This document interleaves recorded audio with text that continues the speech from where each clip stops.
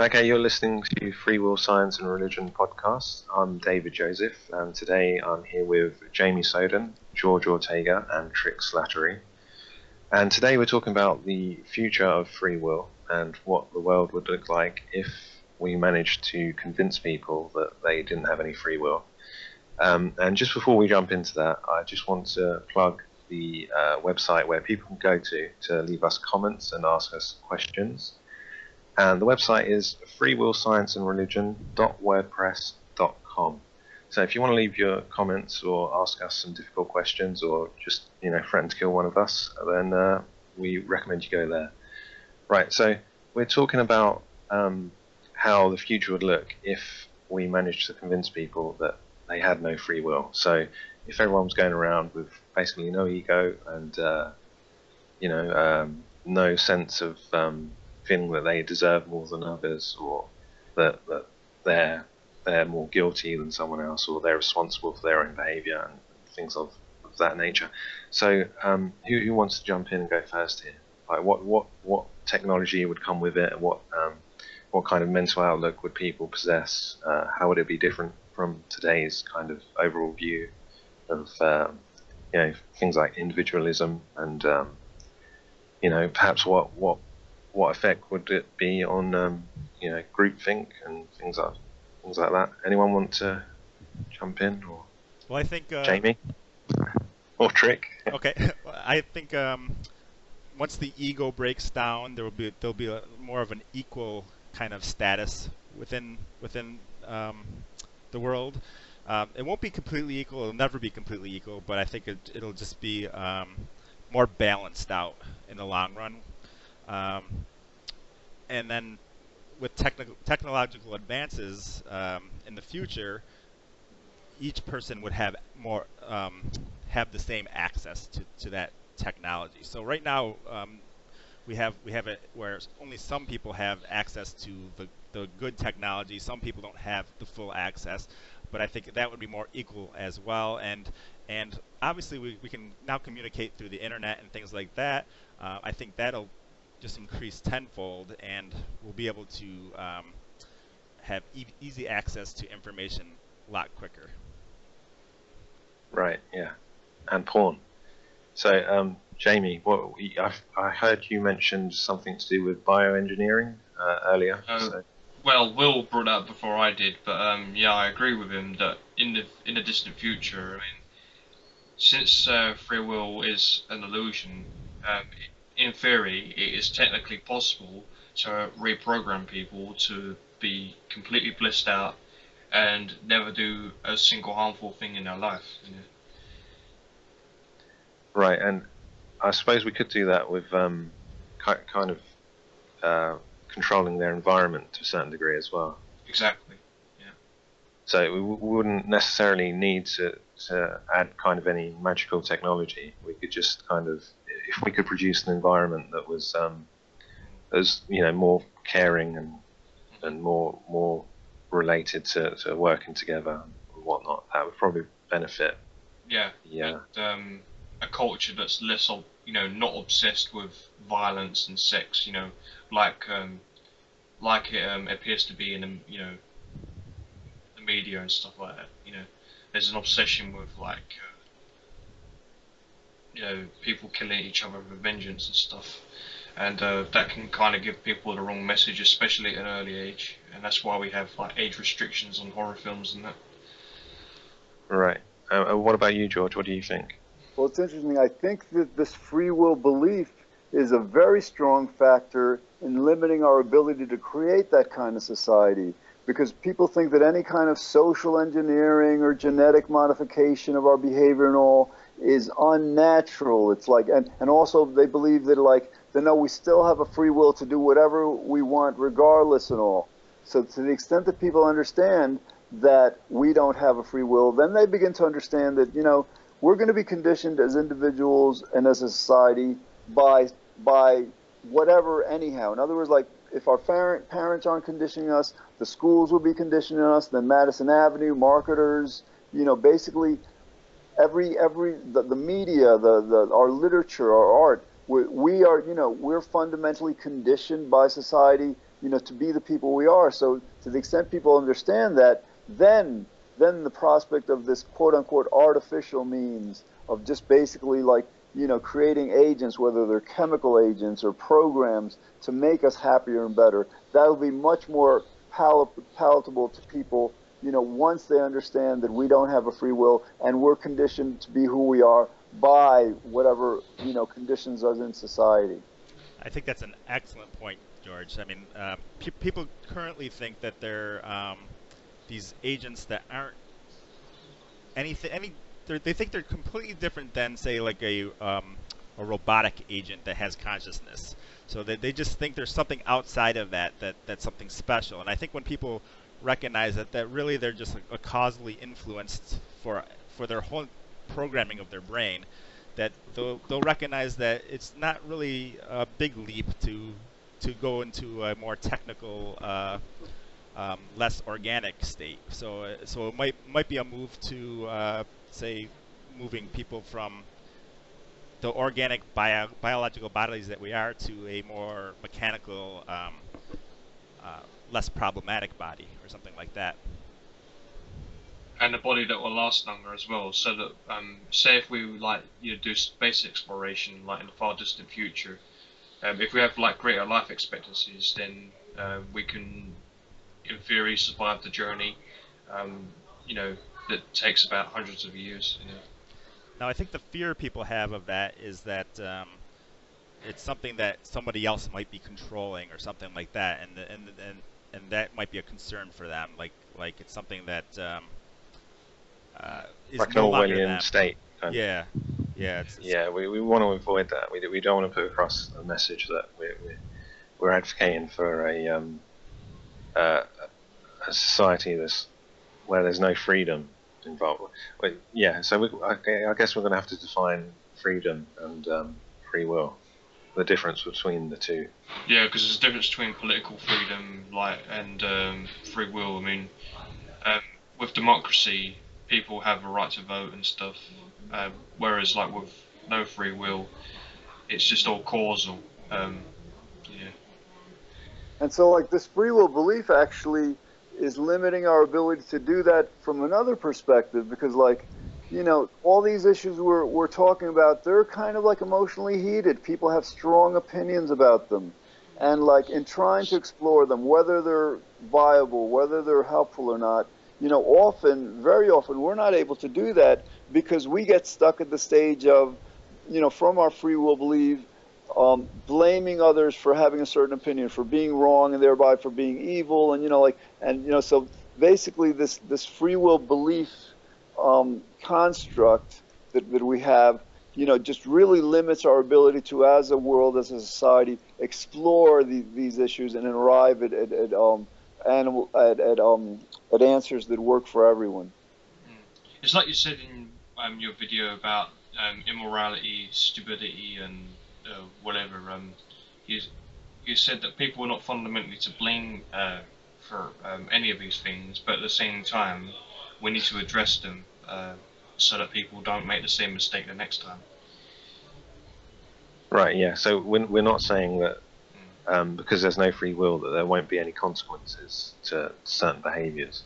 We're saying that whatever action you take will have a consequence, and those consequences need to be addressed. Yeah. But at the same time, we don't have to have blame involved, or we don't have to consider you to be some kind of evil monster in order to address whatever it is you've done. Yeah, exactly. So in the far distant future, instead of punishment, we can have like correctional facilities where we effectively reprogram criminals so that they come back out as completely harmless in theory. Right. The consequences will be always be forward-thinking consequences. They wouldn't be to place blame on something that somebody did, but rather to change the behavior in the future. Yes. And with technology and all that, we can create mechanisms that do that, I think. Right. Yeah, so, I think. Go ahead, David. Sorry. No, it's all right. You go ahead. Go ahead. Yeah, basically, so like, we're talking about like, not blaming people. I think theoretically, as a result of like the world understanding that we don't have a free will and we're completely programmed, we might be motivated to create agents to, for example, like we have a conscience, And like a conscience, I think my knowledge of neurobiology in the brain, has led me to understand that there's not a specific point in the brain that we can attribute to right and wrong and all, but it's a collection of different areas and all. But if we can like develop agents to kind of like, for example, with psychopaths, part of their brain isn't working that allows them to empathize well. With kleptomaniacs, maybe it might be something else. So like if we can engineer these agents, these morality agents that kind of like work in tandem with these emotional agents that make people feel better, then ultimately, as a result of overcoming this free will belief and this belief that like, no, it doesn't matter what we do, we still have the belief, the ability to decide regardless of any conditioning or genetic, manipulation, then we can actually create these agents, yes, that will make a population of human beings that with a conscience far stronger than today's, where we won't even have to like we won't even have to consider blaming and this kind of address because everybody will be like much more net or because of the agents just doing the right thing. Yeah, but we also have to address the causes of why people become psychopaths or drug addicts or whatever in the first place. And one way to address it would be to encourage healthy lifestyles, like don't eat too many sugary things, and and watch your weight, and also do something about the pollution in the environment. Even something like ionizing radiation could probably affect someone's behavior as well. Yeah, and then once technology increases, like they're already working on like as you mentioned earlier, Jamie, the microchip for psychopaths. They're kind of working on that currently because they understand that there's a part of the brain that has a problem to it that they can bypass with a microchip. So that they're already working on these type of things. So technically, once the technology comes around, then it'll be less about changing the behavior of people, like not eating, but it'll be fixing things using the technology instead.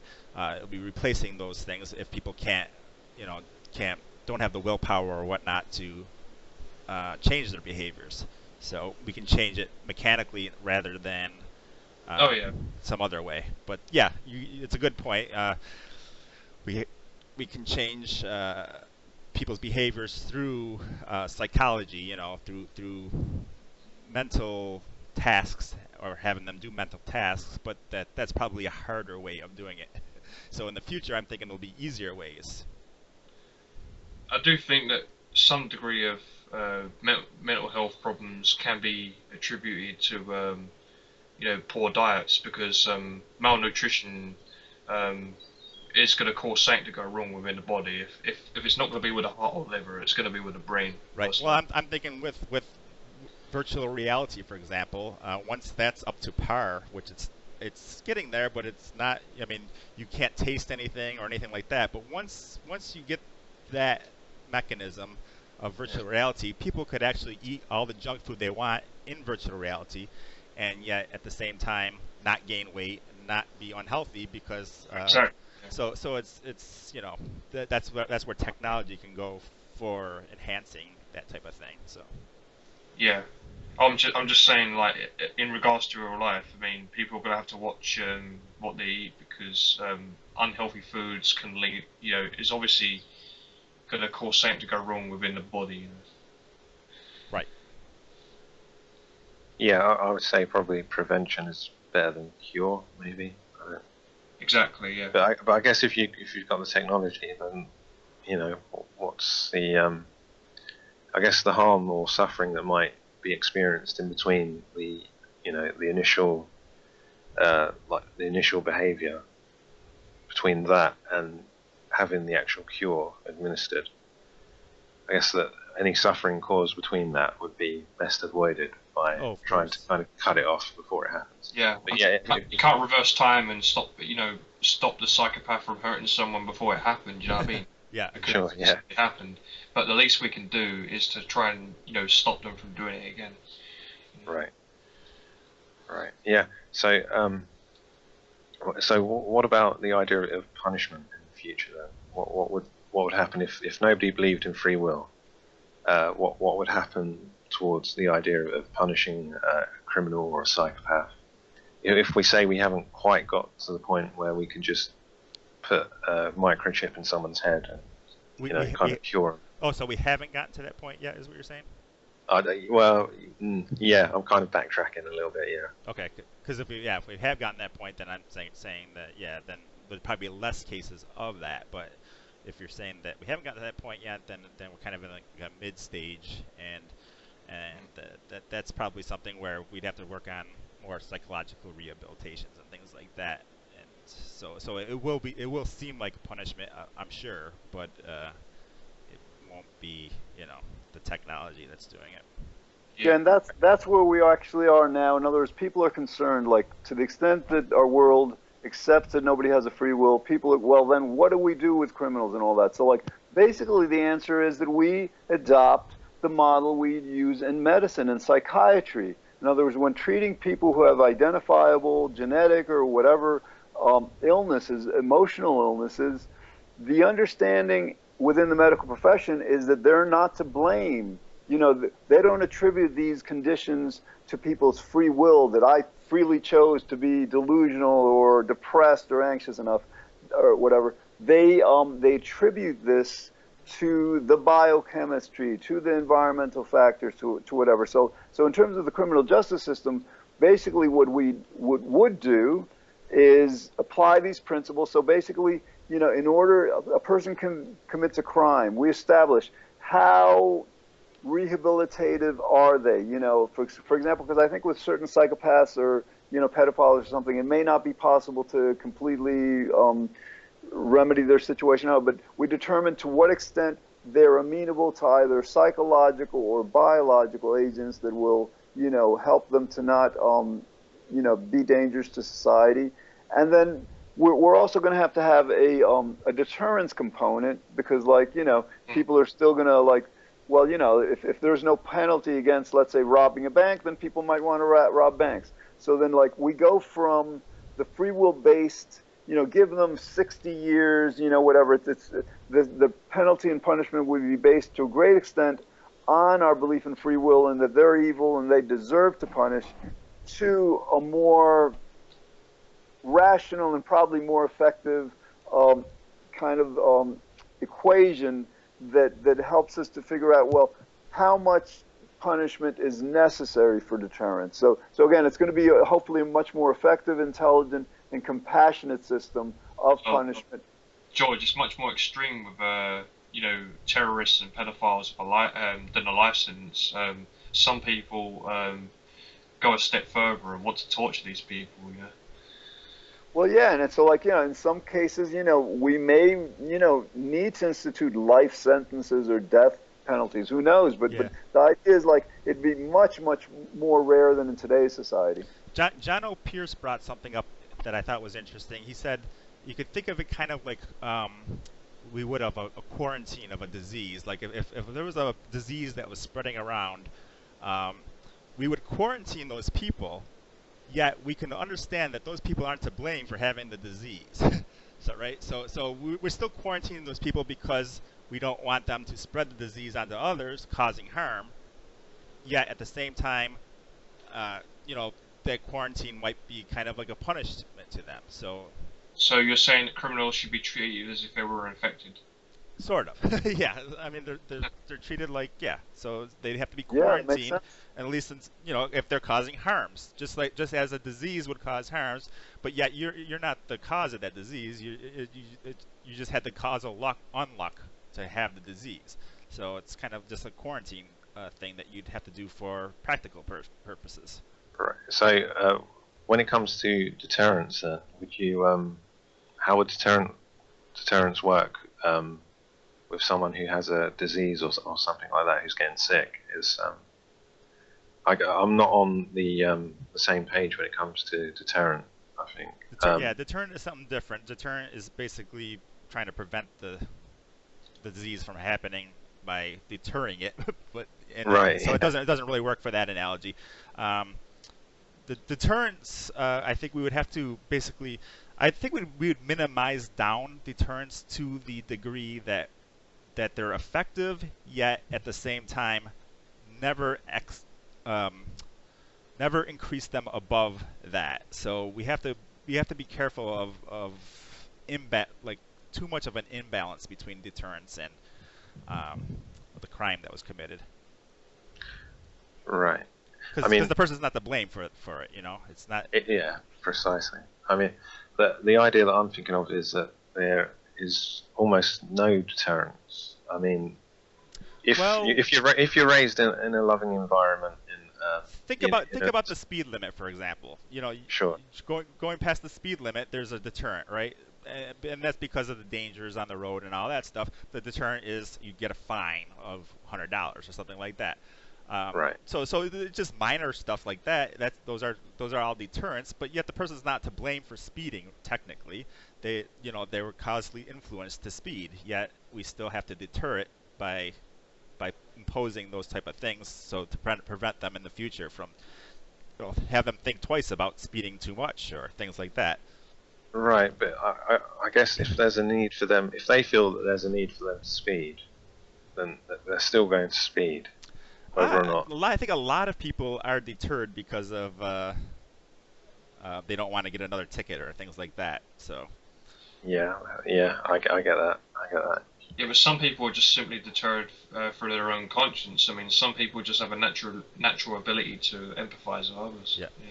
And I know like a lot of people are deterred from actually drunk driving, driving while intoxicated. They're deterred from that because they don't want to face those consequences. So.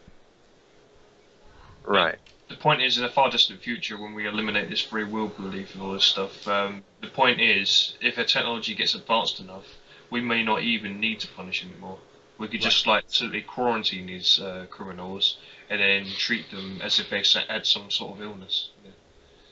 Yeah. My point was basically that if everyone's educated to a high degree and they have a lot of empathy and understanding, compassion, then you're probably not going to get too many people speeding unless they have a really, really good reason to speed. Perhaps they've got someone sick in the car or something like that. So, yeah, I think with the lack of free will comes, the understanding and the compassion and the empathy that's really needed to implement a society that kind of follows those rules more closely than today. I think with the lack of free will kind of suggests that people are more rational as well. So, So when you have more rational people, you have just a better overall, I think, actions that are going to take place because of the rational, people. So. Right. And what do you think would happen with regards to the health of our environment, the actual impact of no free will on environmental issues and things like that? I think George should answer that one because he. I was gonna ask George. Yeah. David, absolutely. I mean, now, the Pew Research here in the United States determined last year in 2014, 54% of Americans deny that climate change is happening, deny that we're causing it. So, like, with those kinds of numbers, we can't expect any immediate serious response to this crisis. And so then you ask yourself, why do people go into denial about this?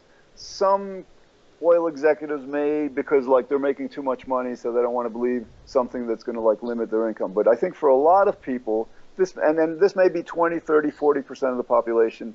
I think what they hear when scientists say to them, what you're doing is like so horrible that you're condemning, civilization. You might end civilization as we know it. People can't hear that because like they feel threatened. Their self-image and the image of people that they in their lives is threatened. So this is basic psychology. When we're threatened with such information that it's so indictive and we can't face it, our unconscious, we're not even aware of this, will deny that that the information is accurate. So a lot of people say, no, there is no climate change. It's not happening. Because they haven't even gotten to the point where they're exploring the evidence. They're basically basing their answer on this need to deny something that paints them in such a horrible picture. So obviously, like, to the extent we overcome this free will belief, then, people can, like, they won't feel indicted, they won't feel guilty, and therefore they won't go into denial, and they can much more objectively and hopefully quickly begin to understand the serious nature of this crisis, and be for addressing it as soon as we can. Right, yeah. I often get the argument that global warming is happening, but it's not man-made. Is that conclusive? Well, I think, yeah, 90% of scientists, I think even climate scientists, accept that it's like both happening and that we're contributing to the majority of it. So, like, this, yeah, this is another kind of like form of denial. People will say, fine, it's happening, but we're not causing it, as because they haven't explored the evidence, because they need to feel that way to kind of like, actually, that's another form of denial. In other words, they're basically, to the extent that they didn't believe in free will, they might actually, because of that, come to a much quicker conclusion based on the evidence that we are causing it. So that's an excellent point. Right, yeah. My my response to that would usually be that even if climate change isn't man-made, it still makes sense that we don't add pollutants to our environment. I mean, it makes no sense to pollute the air we breathe and the oceans that we rely on for food and whatnot. So, yeah, that's kind of my response to when they claim that global warming isn't man-made. It's almost like they're trying to give a free pass for them to pollute the environment, which is it's quite strange. Yeah, we've got about like 2.5 minutes left. How about religion? How would religion change? Oh, I don't know. How do you think religion would change? Trick, you answer that, because. Well, I'm hoping in the future that there is no religion, but that's my own take on it. I don't know if that'll be the case. I just think that once people become more rational, it'll be less religion. There might still be belief in God or things like that, but I think the religious beliefs are kind of gonna go by the wayside once people have the information that the internet provides and things like that. So. Right, but this free will thing is so important, because my opinion is that a lot of people who are religious and refuse to believe that they don't have free will and want religion to continue, basically at a very young age have been threatened by this eternal damnation. That basically, like, once people understand that there's no free will, they'll understand that it would be unfair for God to punish people eternally for what God made them do. And all of a sudden, this extortion factor, intimidation factor of religion would evaporate, leading to either, a more complete reform or an abandoning of religion. Absolutely. Yeah, I mean, the whole free will thing, once people realize that there's no free will, cuts down. There's like a whole sect of religious belief that has to go by the wayside because of that. So there's some religions that there might not be free will, like Calvinism and things like that, but there's a whole section that kind of either has to change or be rejected at that point. But neuroscientists have known that free will is an illusion for how long now? Well, I mean, the basic evidence came around 1983 when Libet discovered that the readiness potential for moving a muscle happened before the person was actually conscious of making decisions to move that muscle. So yeah, it's still, it's like 3 decades already. And yet there's still some people withholding this information for either religious reasons, or they're doing it because they want to make more money. By tricking people into believing that they're to blame for their position in society. They're to blame if they're poor or whatever. There's a lot of people that reject the whole neuroscientific evidence against free will, but they don't ever address the fact that it's logically incoherent as well. So it kind of. Yeah, I mean, if we were the prime mover, then why do we make all the mistakes that we do? Right. So I was thinking about ending the podcast now, if that's okay with you guys, unless you have anything to add. No, I'm good. We're good. Right, okay.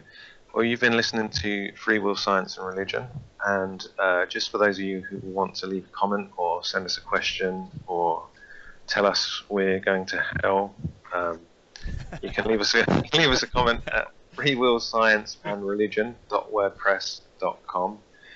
We've been trying to talk about the future of free will and how that might affect society and the world in general. I hope you've enjoyed the show, and we'll see you next time. And if there's any free will believers out there that want to join in on a podcast with us to discuss some of this stuff, feel free to leave a comment on the site that was provided, and we can get you in on a show. Yeah, we can get you on a show, and we can all gang up on you. All right, thanks for listening.